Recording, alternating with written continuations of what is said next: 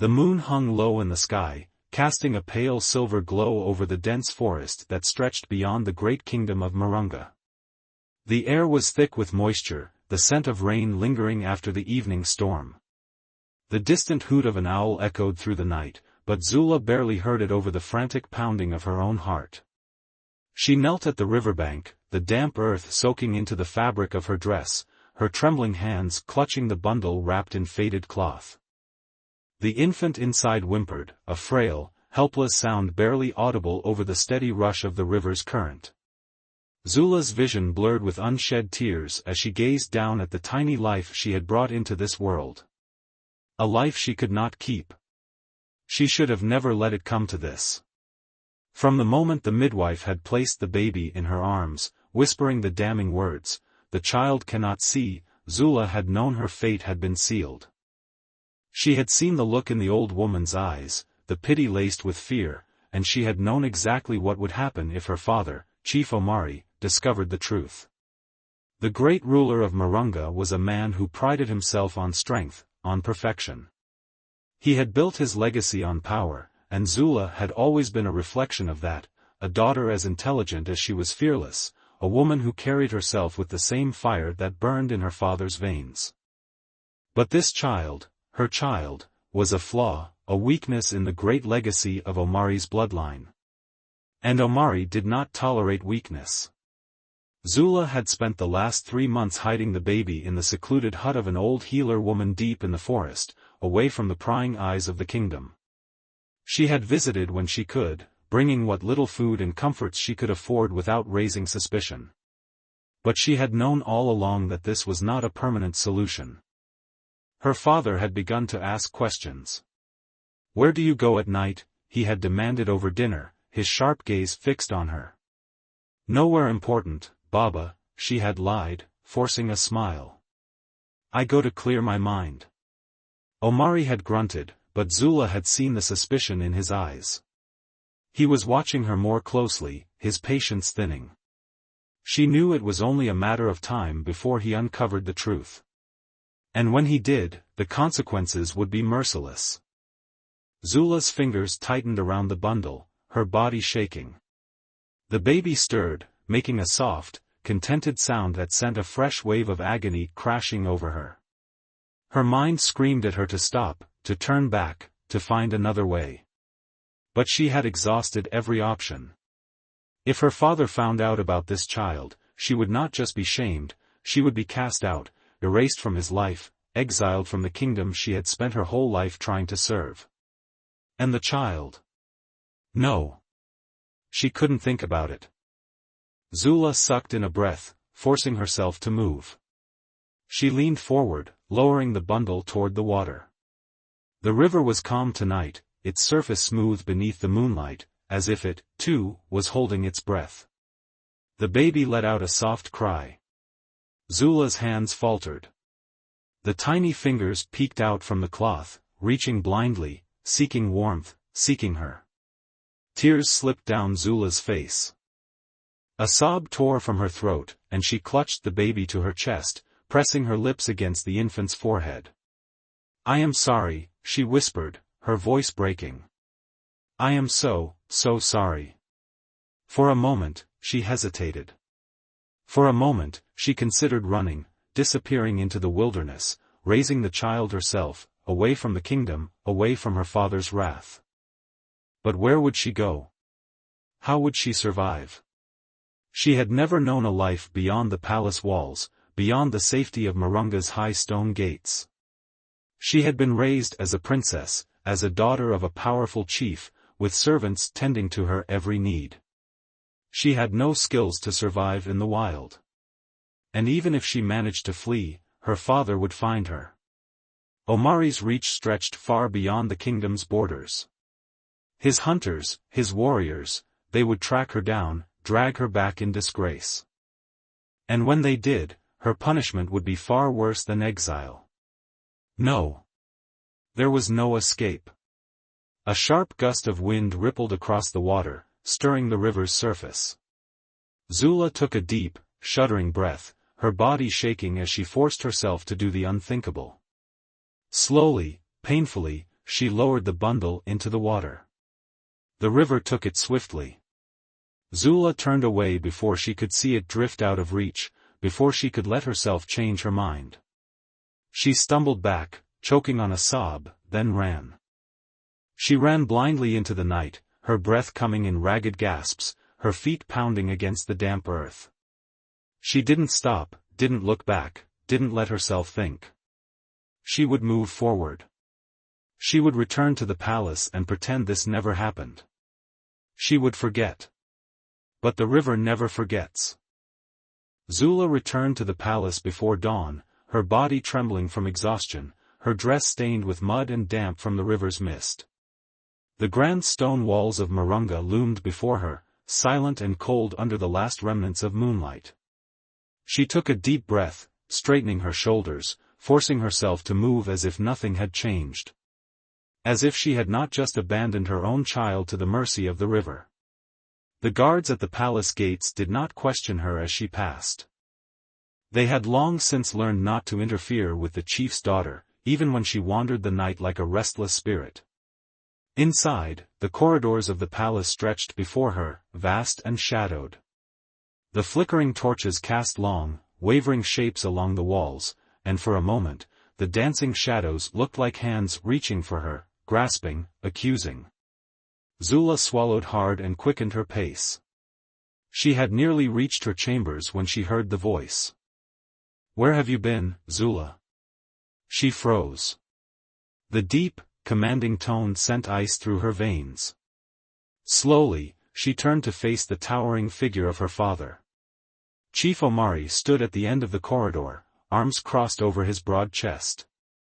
He was dressed in a deep red tunic embroidered with gold, his black locks pulled back into a tight braid.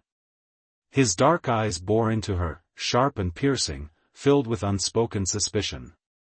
For a fleeting moment, she thought he already knew. That he had somehow discovered her secret. That his warriors had found the child's remains tangled in the river reeds, that his wrath was already upon her. She forced herself to keep her voice steady. "I went to clear my mind, Baba." Omari's gaze did not waver. "You are restless these days. Distracted." He took a step forward, and she fought the urge to retreat. "Tell me, daughter, what troubles you?" Zula's heart pounded. She had always been able to read her father, to navigate his moods and expectations. He was not asking out of concern, Omari did not waste concern on weaknesses. This was a test. A test to see if she would break. She forced a small smile. "Nothing troubles me, Baba. I only seek peace where I can find it." Omari studied her in silence, his fingers stroking the golden lion's tooth hanging from his neck, a symbol of strength, of unchallenged rule. Then, he nodded. "Good. You should not waste time on things that do not serve your purpose." Zula exhaled silently. "Of course, Baba." Omari stepped aside, allowing her to pass, but his next words made her pause. "There is a matter we must discuss." Zula turned slowly. "Yes?" "The elders have spoken."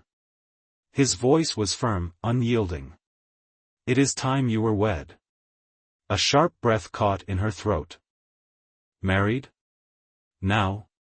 She had known this moment would come eventually. She was the daughter of a chief, and her marriage had never been hers to decide. But so soon? Her body felt cold. "To whom?" she asked carefully. Omari's lips curved into something that was not quite a smile. "General Adissa has proven his loyalty to this kingdom. He is strong. He is wise.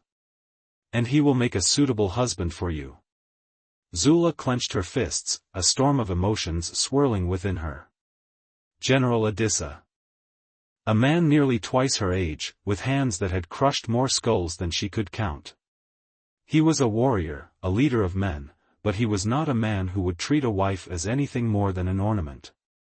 Or worse, an obligation. She wanted to protest, to tell her father that she deserved a choice, that she was not some prize to be given away like cattle. But she had no choice. Not anymore. Not after what she had done. Omari was still watching her, waiting for her response. Zula forced herself to nod.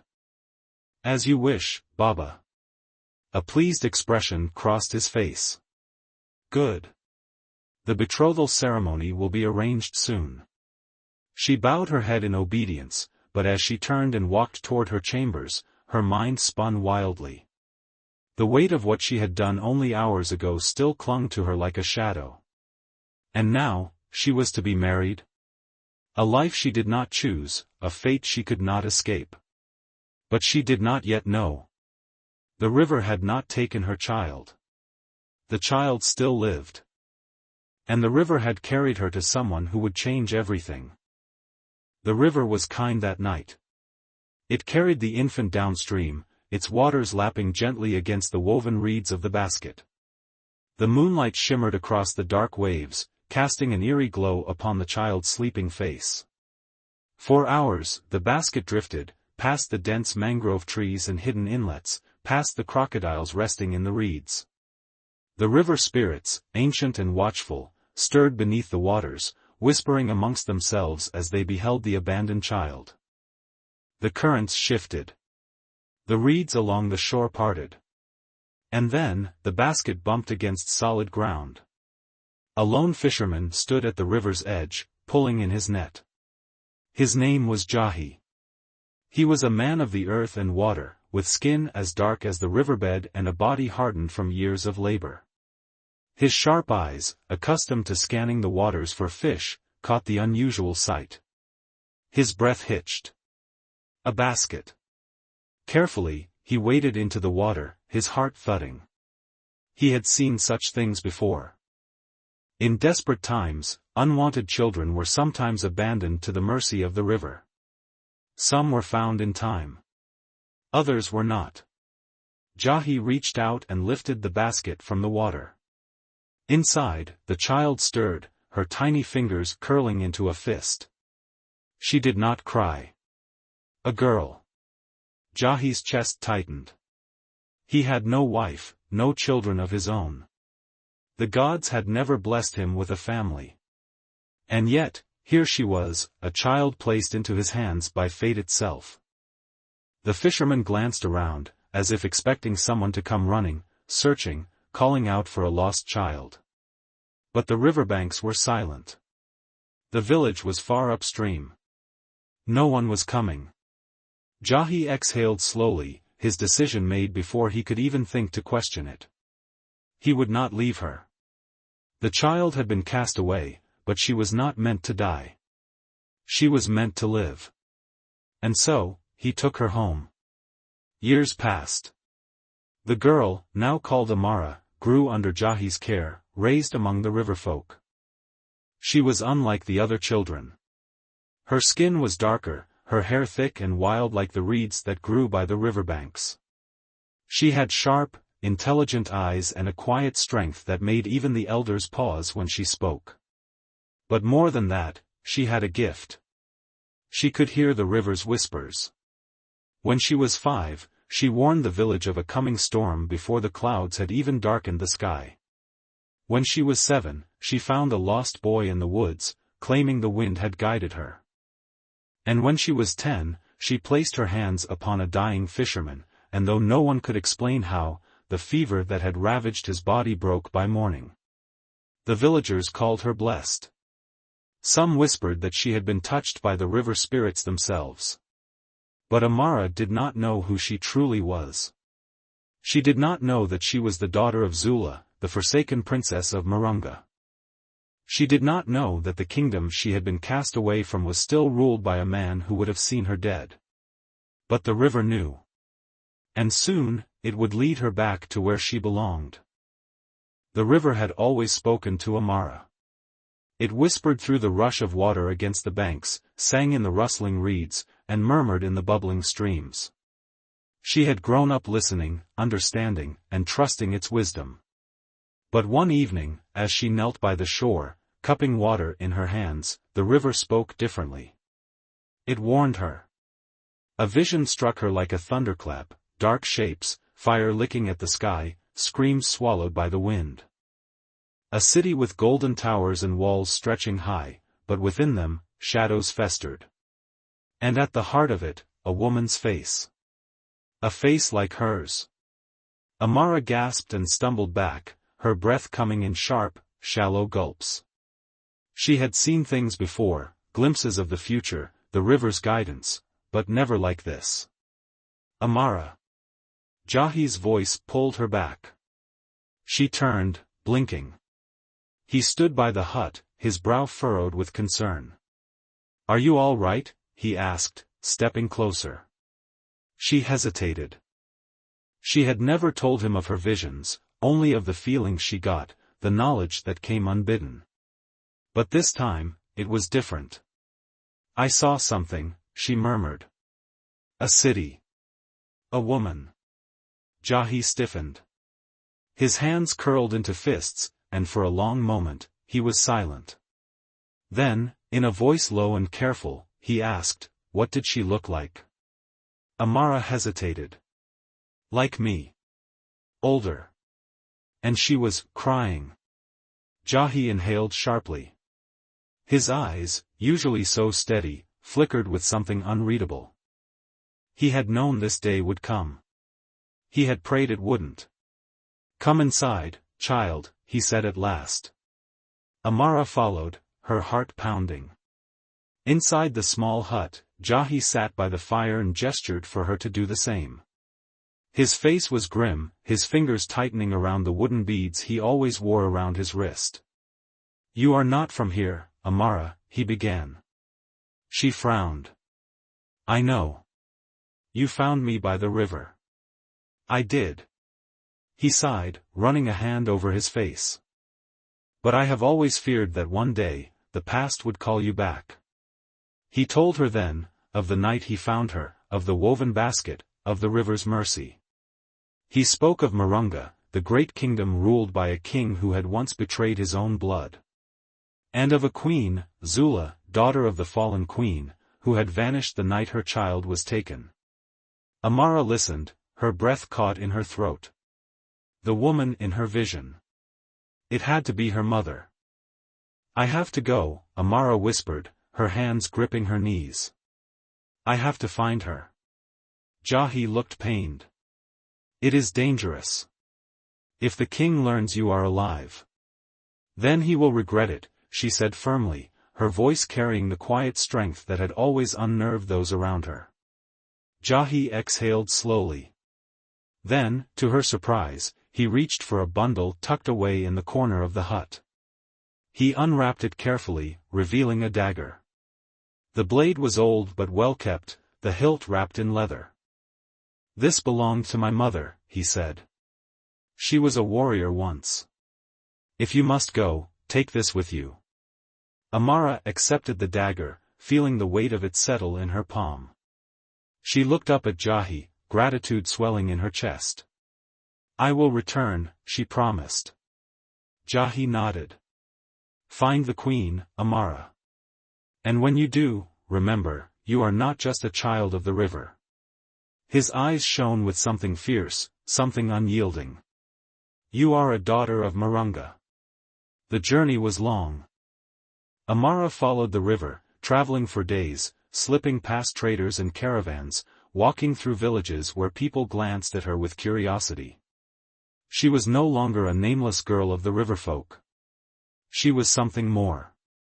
And the closer she got to Marunga, the louder the river's whispers became. It was waiting for her. Her destiny had begun. Amara stood at the gates of Marunga. The golden city rose before her, its towering walls gleaming in the morning light. Beyond them, she could hear the sounds of life, the clatter of hooves on stone, merchants calling out their wares, and the distant rhythm of drums. But beneath the vibrant pulse of the city, there was something else. A quiet suffering. A tension in the air, like a string pulled too tight. Her heart pounded as she tightened the grip on her dagger. She was here. The guards at the entrance barely spared her a glance. To them, she was just another traveler, a girl with dust on her feet and a determined look in her eyes. They let her pass without question. Amara melted into the crowd, moving through the streets with careful steps.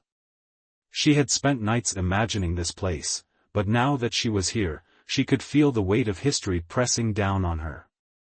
The air smelled of spices and roasted meat, the streets lined with stalls selling fabrics of deep purples and blues, jewelry gleaming under the sun. Women in long, flowing robes walked with baskets balanced on their heads, while men haggled over goods. Children ran barefoot through the alleys, their laughter light and fleeting. But Amara had no time for wonder. She had come for one reason.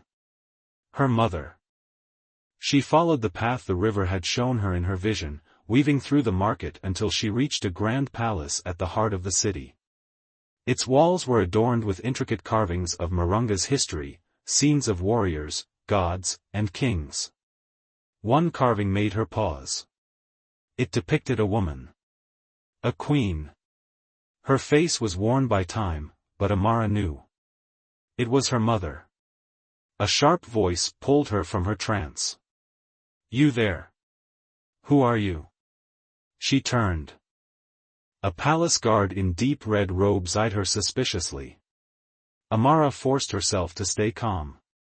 "I need to see the queen." The guard scoffed. "And who are you to demand an audience with Queen Zula?" Her heart jumped. Queen Zula. She is alive. She straightened her spine, staring directly into the guard's eyes. "Tell her, the river has returned her daughter." The guard's face darkened. He hesitated, but something in her voice made him pause. Without another word, he turned and disappeared into the palace. Minutes felt like hours. Then, "Let her in." The voice was strong, commanding. The doors opened, and Amara stepped forward. The palace was grand but cold. The air was thick with the scent of burning incense. The marble floors gleamed under the torches lining the hall. And at the far end, standing beneath a towering throne, was her mother. Zula. She was tall, regal, her dark skin glowing in the flickering light. A golden crown rested upon her braided hair, and her eyes, deep, sorrowful, searching, locked onto Amara's. For a moment, neither of them spoke. Then, in a voice barely above a whisper, the queen said, "It cannot be." Amara took a step forward. Her throat tightened. "It is." Tears welled in Zula's eyes, but she did not falter. She descended the steps, stopping just inches from Amara. She reached out, her fingers trembling as they touched Amara's face. "You are alive." Her voice broke. "I thought I had lost you forever." Amara swallowed the lump in her throat. "I found my way back." Zula exhaled a shaky breath, then, without warning, she pulled Amara into her arms. The Queen of Marunga, the woman who had lost everything, held her daughter for the first time in years. And for the first time in her life, Amara felt whole.